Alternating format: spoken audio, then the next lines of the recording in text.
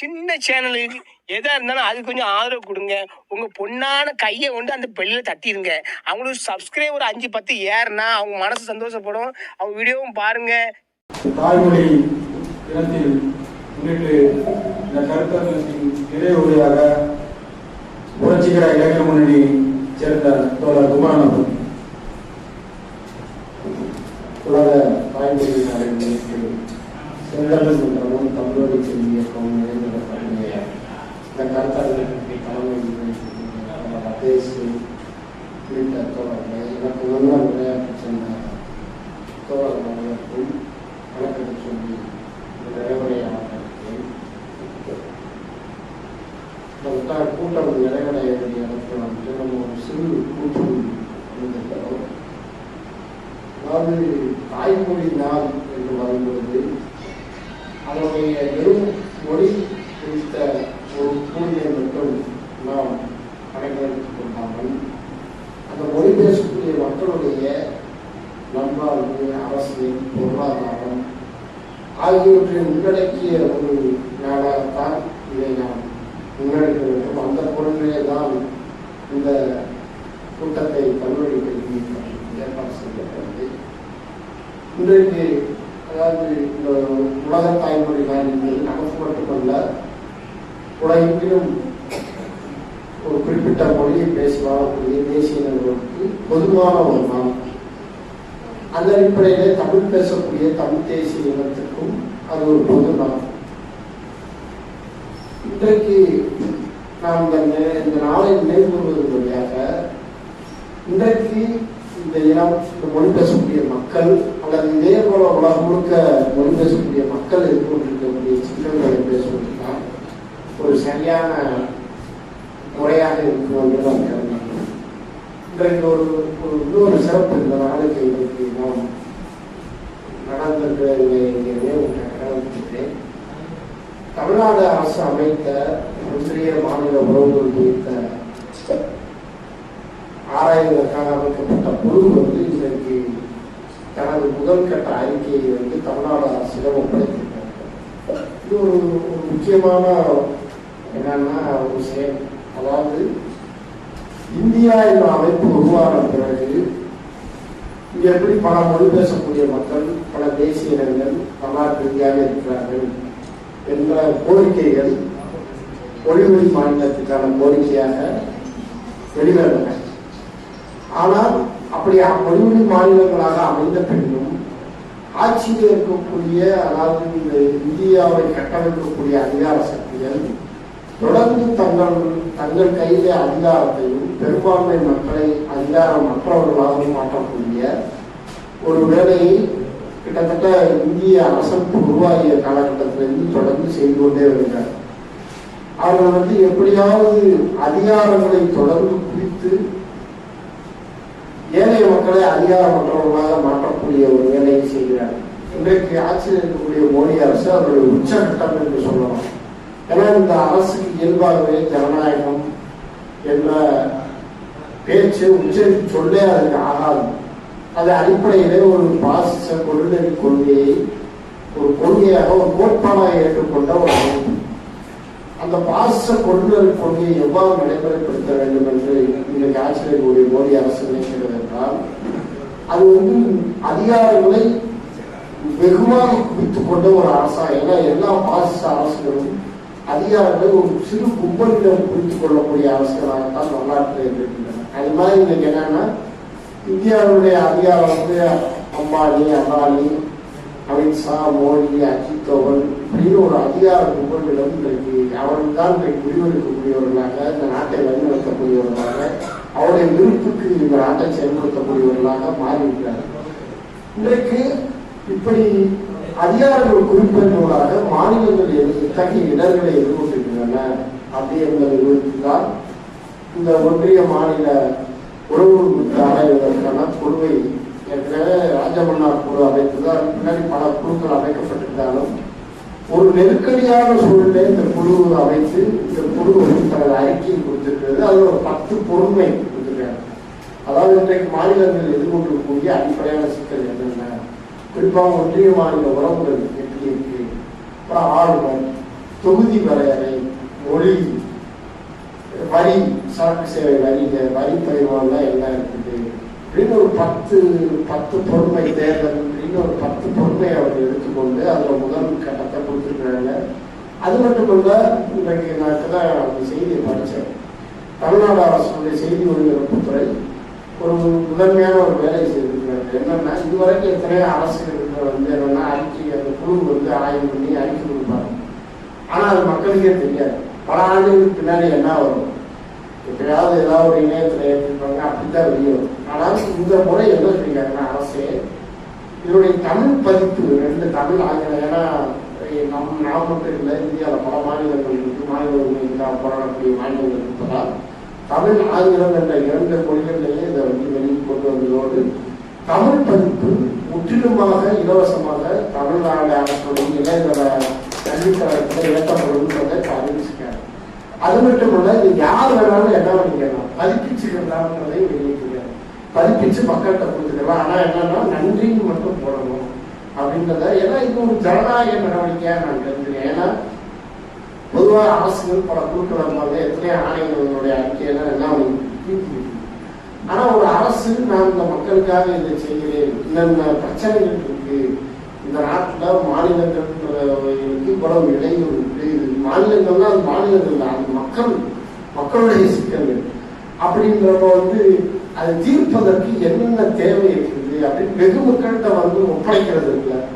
மக்கள்கிட்ட வந்து இந்த மாதிரி பிரச்சனைகளை இதெல்லாம் நீங்க பேசணும். ஏதோ நம்ம ஓட்டு போட்டு ஒரு ஆளை தேர்ந்தெடுத்தவொடனே மக்களுடைய கடமை என்ன பண்ணிச்சு நின்று போச்சுன்னு பல நினைக்கிறாங்க. ஜனநாயகம்ன்றது அப்படி கிடையாது. யாராவது வந்து என்னன்னா மீட்பர்கள் வந்து ஜனநாயகத்தை நம்ம வழங்கிட்டே இருக்கணும், நம்ம வந்து கேட்டுக்கிட்டே இருக்குன்ற மாதிரி எல்லாம். ஜனநாயகம்ன்றது வந்து நாம் இணைந்து எடுத்துக்கொள்ள வேண்டிய, அதாவது மக்கள் பங்கேற்று தங்களுடைய உரிமைகள் பற்றிய உரிமை விழிப்புணர்ச்சியை பெற்று அதை கோரி பெறுவதற்கு முன்னேறி ஜனநாயகம். அப்படியான ஒரு ஜனநாயக உரையாடலை உருவாக்குவதற்கான முயற்சியாக இந்த ஒன்றிய மாநில உறவு குறித்த ஆய்வறிக்கை தமிழ்நாடு அரசு உண்மையிலே வரவேற்கப்பட வேண்டிய ஒரு நிகழ்வாக நாம் கருத வேண்டியிருக்கிறது. அது குறித்து நாம் அதை எடுத்துக்கொண்டே நாம் பல விஷயங்களை தொடர்ந்து பேசலாம். இருந்தாலும் நான் வந்து ஒரே ஒரு சின்ன விஷயத்தை வந்து பேசி இப்பொழுது இந்த கூட்டத்தை நிறைவு செய்யலாம் நினைக்கிறேன். அதே போல இன்னொன்றும் நடந்திருக்கிறது.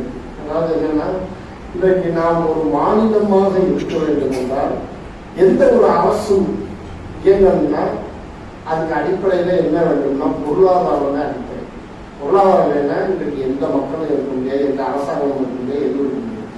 அப்ப இன்றைக்கு மாநிலங்களுடைய பொருளாதாரத்தை தீர்மானிக்கக்கூடிய பொருளாக எதிர்க்கிறது என்று பார்த்தால், இன்னைக்கு வந்து இந்தியான்ற நம்ம இந்த அளவுக்குள் இன்னைக்கு வந்து என்னன்னா ஒவ்வொரு 5 ஆண்டுகளுக்கு ஒரு முறை நிதிக்குழு என்று ஒன்று அமைப்பாங்க. நிதி ஆணையத்தை உருவாக்குவாங்க. அப்ப அது வந்து என்னன்னா பரிந்துரைகளை கொடுக்கும். அந்த பரிந்துரைகளின் அடிப்படையில் தான் வரி எப்படி வசூலிக்கப்படும், வரிகளை எப்படி பகிர்ந்து அளிப்போம் பற்றிய கொள்கைகளை உருவாக்கக்கூடிய அமைப்பு பேர் தான் இந்த நிதி ஆணையம். இன்றைக்கு 16வது நிதி ஆணையம் வந்து அமைக்கப்பட்டு ஏப்ரல் 16 இருந்து அடுத்து 2031 வரை இந்த ஆணையத்துடைய பரிந்துரைகள் தான் இனிமே செயல்பாட்டில் இருக்கப்படும். அதுல என்னன்னா, ஏற்கனவே மாநிலங்கள் 50% வரியில வந்து பகிர்வு கொடுக்கணும்ன்றது வந்து கோரிக்கை. ஆனா இந்த நிதி ஆணையம் 41% தான் ஒதுக்கி இருக்கிறார்கள். தமிழ்நாடு உள்ளிட்ட மாநிலங்களுக்கு ஒரு புதிய அளவில் கொஞ்சம் கூடி கொடுத்திருந்தா கூட வேறு பல வகைகளிலே அதை வந்து என்னன்னா பருங்குவதற்கு அவர் இன்னொரு கூட்டுவழியும் வைத்திருக்கிறாங்க. எப்படின்னு பார்த்தீங்கன்னா, பொதுவாக வரி பகிர்வுக்கான இடங்கள்னு இருக்குவாங்க. எந்தெந்த வரியை பகிரலாம், எந்தெந்த பகிரக்கூடாதுன்னு அரசு சட்டத்தில் என்ன இப்படி பகிர்வதற்கான இடங்கள்னு சொல்லக்கூடியதுல வந்து பொதுவாக ஜிஎஸ்டி, இந்த மாதிரி இன்கம், வருமான வரி, சரக்கு சேவை வரி, இதெல்லாம் பகிர்வதற்கான இடங்கள். ஆனால் என்னன்னா செஸ்ன்னு ஒரு வரி இருக்கு, துணை வரி, செஸ் சர்ச்சார்ஜ்னு இருக்கும். இதெல்லாம் வந்து என்ன பண்ண முடியாதுன்னா பகிர முடியாது, பகிர தேவையில்லை அப்படின்னு இருக்கு. முன்ன எப்படின்னா இந்த பகிரக்கூடிய இடங்கள் வந்து நிறையா இருக்கும், செஸ் குறைவா இருக்கும் இந்த துணை வரி. ஆனா இப்ப என்ன ஆயிடுச்சுன்னா, பகிரக்கூடிய வளங்களுக்கு வரிகளுக்கு இணையாக இந்த துணை வரியினுடைய அளவு வந்து என்ன ஆகிட்டு இருக்கு, ஒவ்வொரு ஆண்டும் குறிப்பாக அந்த 90களுக்கு பின்னாடி தாராளமய பொருளாதாரம் உருவாக்குறதுக்கு முன்னாடி அதனுடைய வரம்பு விழுக்காடு வந்து உயர்ந்துகிட்டே போகுது. இப்போ கிட்டத்தட்ட ஒரு 20% வரைக்கும் இந்த சர்ச்சார்ஜ் வரிக்கிறது வந்து ஒன்றிய அரசு வந்து நம்மிடம் வந்து வசூலித்து நமக்கு தர தேவையில்லை. அது மட்டும் இல்ல, இப்போ என்ன அரசு என்ன செய்யுதுன்னா இந்த கிராண்ட்ஸ்ன்னு கொடுப்பாங்க. அதாவது என்னன்னா பணக்கொடை. அரசாங்கம் வந்து என்னன்னா வரிகளின் மூலமாக கொடுக்கக்கூடிய ஒரு நிதி, கொடையாக கொடுக்கக்கூடிய ஒரு நிதின்னு நம்ம சொல்லுவோம். அதாவது அந்த திட்டங்கள் மூலமாக கொடுக்கக்கூடிய நிதி. இப்போ என்னன்னா இவ்வளோ வந்து பேரிடர் வந்தால் இப்போ தமிழ்நாடு அரசு பல பேரிடருக்கு தொடர்ந்து என்னன்னா எங்களுக்கு இவ்வளோ நிதி வேணும்னு நம்ம கோரிக்கை வைத்துக் கொண்டே இருக்கிறோம். ஆனால் என்னன்னா ஒன்றிய அரசு நம்ம 40,000 கோடி கேட்டால் 400 கோடி கொடுக்குறாங்க. இப்படிதான் இருக்கு. ஏன்னா அப்ப இதுல ஒரு பாகுபாடு தொடர்ந்து நமக்கு இழைக்கப்படக்கூடிய மாநிலமாக வளர்ந்த மாநிலம், குறிப்பாக தென் மாநிலங்கள் இதுல வந்து கடுமையாக கேரளா, தமிழ்நாடு, கர்நாடகா, ஆந்திரா உள்ளிட்ட மாநிலங்கள் இந்தியாவுடைய உற்பத்தியில கிட்டத்தட்ட ஒரு 60% தீர்மானிக்கக்கூடிய இந்த தென் மாநிலங்கள் மிக கடுமையாக இந்திய அரசுடைய வரி கொள்கையால் என்ன பண்றோம் பாதிக்கப்படுது. அப்புறம் இந்த மத்திய திட்டங்கள்ன்ற பெயர்ல இன்னைக்கு என்ன பண்ணுதுன்னா ஒரு கொள்கை மூடுவது தொடர்ந்து செய்யப்படுகிறது. இப்போ எப்படின்னு பார்த்தீங்கன்னா இப்போ வந்து கல்விக்கு நிதி ஒதுக்க வேண்டியது வந்து சமக்ரா இந்த சர்வசிக்ஷா அபியான் கேள்விக்கு சர்வசிக்ஷா அபியான் அல்லது இப்போ வந்து சமக்ரா சிக்ஷா அபியான் இந்த திட்டம் வந்து என்னன்னு கேட்டீங்கன்னா அதாவது அரசு பள்ளியில் வந்து ஆசிரியர்கள் இதை வந்து மேம்படுத்துறது, உள்கட்டமைப்பை மேம்படுத்துறது அப்படின்னு தான் அந்த திட்டத்துக்கு என்னன்னா இது ஒரு ஒன்றிய அரசுடைய திட்டம். அதாவது சென்ட்ரலைஸ்டு ஸ்பான்சர் ஸ்கீம்னு நான் சொல்லுவேன். ஆனா அந்த திட்டத்துல இல்லாத கொள்கையை சொல்றாங்க. திட்டத்துல இல்லாத கொள்கை என்னன்னா திட்டத்துல எங்கேயுமே தேசிய கல்விக் கொள்கைக்கான திட்டம்னு அது பேர் கிடையாது. நீங்க வந்து ஒன்றுக்காக நீங்க ஒரு நிதி ஒதுக்குறீங்க, அதற்காகத்தான் அதை செலவிடப்படுகிறத தவிர அதுக்கு நீங்க வேற டிமாண்ட்ஸ் வைக்க முடியாது, வேற வற்புறுத்தல் எதுவும் செய்ய முடியாது. ஆனா ஆரம்ப கல்வி, அரசு கல்வி, உட்கட்டமைப்பு மேம்படுத்துறதுன்னு ஒரு திட்டத்தை உருவாக்கி அந்த திட்டத்துல வந்து ஒவ்வொரு மாநிலங்களும் எப்படி செயல்பட்டுன்றதை வந்து அதை ஆடிட்டிங் பண்ணி ஒவ்வொரு மாநிலங்களுக்கு இவ்வளவும் ஒதுக்கக்கூடிய ஒரு முறையாக நடக்கக்கூடிய ஒரு நிதியை அதை என்ன சொல்றாங்க, நீ புதிய கல்விக் கொள்கையை செயல்படுத்தா அப்பதான் நான் வந்து என்ன பண்ணுவேன் உனக்கு கல்வி நிதி கொடுப்பேன்னு சொல்லி என்ன பண்றேன் முட்டுக்கட்டை. அப்புறம் தமிழ்நாட்டுடைய வளர்ச்சிக்கான திட்டங்கள், குறிப்பாக மெட்ரோ திட்டங்கள், அப்புறம் விமான நிலையம் உள்ளிட்ட பல திட்டங்களுக்கு தொடர்ந்து என்ன பண்ணப்படுறது நிதி ஒதுக்கப்படுவது. குறிப்பாக இன்றைக்கு கிராமப்புறத்துல நம்முடைய மக்கள் வாழ்வதற்கான அடிப்படை உருவாக்கி இருக்கக்கூடிய இந்த மகாத்மா காந்தி ஊரக வேலை உறுதி திட்டம். எங்க ஊர்ல ஆளுகள் இருக்காங்கன்னா அந்த திட்டத்தினாலதான் ஊர்ல ஆளுகள் இருக்காங்க. இல்லைன்னா எந்த கிராமத்துல இன்னைக்கு என்ன கிடையாது, வேலை வாய்ப்பெல்லாம் வந்து இந்த நகரங்களை நோக்கி புலம்பெயரக்கூடிய ஒரு நெருக்கடி தான் இருக்கு. ஆனா என்னன்னா ஒரு பொதுவாக அந்த ஒன்றிய அரசுடைய நிதி திட்டத்துல வந்து எப்பயுமே என்ன அவங்க 75% கொடுப்பாங்க, திரும்ப 25% கொடுப்பாங்க திட்டாங்க. ஆனா இப்ப என்னன்னா இந்த ஒன்றிய அரசுடைய நிதி பங்களிப்பு திட்டங்களே 75-25 மாதிரி, 60-40 மாதிரி, 40-60 மாதிரி, இப்ப 25-75 மாதிரி. அதாவது மாநிலங்கள் வந்து 75%, ஒன்றிய அரசு 20. இதுக்கு பேரு ஒன்றிய நிதி திட்டம், இதுக்கு பேர் வைக்கணும். இப்போ வந்து அது மாதிரி இந்த அந்த பேரை மாற்றி ஜீராம்ஜின்னு ஒரு பேர் வச்சு சமஸ்கிருத பேர். அப்போ நான் இந்த இடத்துல என்னன்னு கேட்டீங்கன்னா மொழிக்கும் ஒரு பொருளாதாரத்துக்கும் மொழிக்கும் ஜனநாயகத்துக்கும் தொடர்பை வந்து நாம என்ன புரிந்து கொள்ள வேண்டிய ஏன் சமஸ்கிருதத்துல பேர் வைக்கியா, ஏன் வந்து இந்த மக்களுடைய நாட்டுடைய அடிப்படை மக்களுடைய உரிமையை பறிக்கிறதுக்கான ஒரு திட்டத்துக்கு போய் ஏன்னா சமஸ்கிருதன்ற இந்த மொழிகளுடைய இயல்பாகவே பெரும்பான்மை மக்களுடைய மொழியை அவருடைய சுயமரியாதையை ஏற்றுக்கொள்ளக்கூடாத ஒரு தனி வடிவம் காட்டுகிறதுக்காக அதை ரொம்ப காலமா அதை ஒரு புனித மொழின்னு சொல்லி மக்கள் மீது தொடர்ந்து அவரை திணிப்பதற்கும் அல்லது அது தக்க மேலான மொழி அது சார்புக்கான மொழின்னு அதை தடுத்து வச்சிருக்கேன். அப்ப அதனால்தான் ஒன்றிய அரசு வந்து ஒரே நேரத்துல வந்து அதிகாரங்களை குவித்து மாநிலங்களை உரிமையை கருத்து அதிகாரங்களை குவிப்பதும் ஒரு ஒற்றை மொழி அரசாக உருவெடுப்பதும் ஒரே காலத்தில் நடக்கக்கூடிய ஒரு போக்காக நம்ம வந்து எல்லாம் கவனிக்க வேண்டிய ஒரு போக்காக இருக்கு.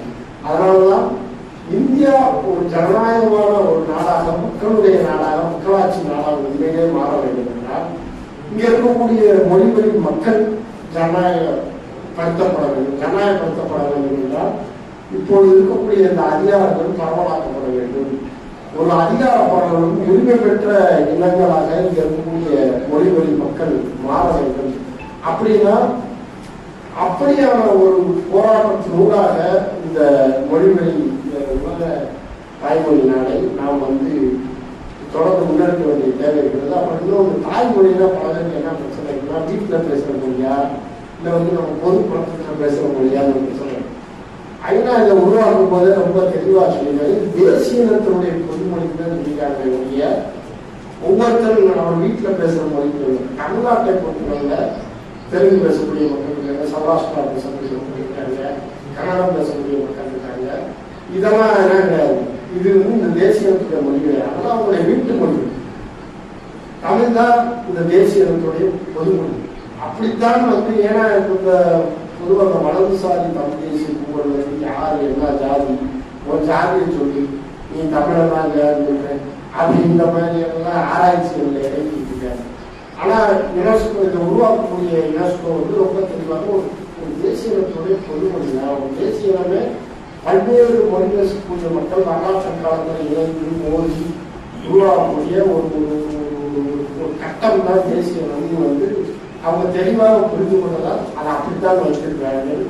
அதனால இந்த நாளை நாம் என்னன்னா ஏதோ ஒரு சடங்கான ஒரு நாளாக இல்லாமல் உண்மையிலே ஒரு உணர்வுபூர்வமான நாளாக நம்முடைய உரிமைகளை நிற்க போராடுவதற்கான ஒரு நாளாக நாம் பயன்படுத்த வேண்டும் என்ற தேவையை வலியுறுத்தி கொண்டு இந்த இயக்கத்தை தொடர்ந்து மொழிக்காக நடத்தி கொண்டிருக்கக்கூடிய தமிழ்மொழி கல்வியினுடைய ஒருங்கிணைப்பாளர் சிறப்பு தமிழர் அவரோடு கூட்டாக இணைந்து இந்த கருத்தரங்கத்தை ஏற்பாடு செய்து உங்களுடைய செந்தமிழ் மற்றும் அந்த இயக்கத்தில் பங்கெடுத்துக் கொண்ட தோழர்கள், உரையாற்றிய தோழர்கள், பல வகையிலே உதவிகளை செய்த அனைவருக்கும் நன்றியை சொல்லி விடைபெறுகிறேன். நன்றி. மறக்காம சர்ப்ரைஸ் பண்ணுங்க. தேங்க்யூ.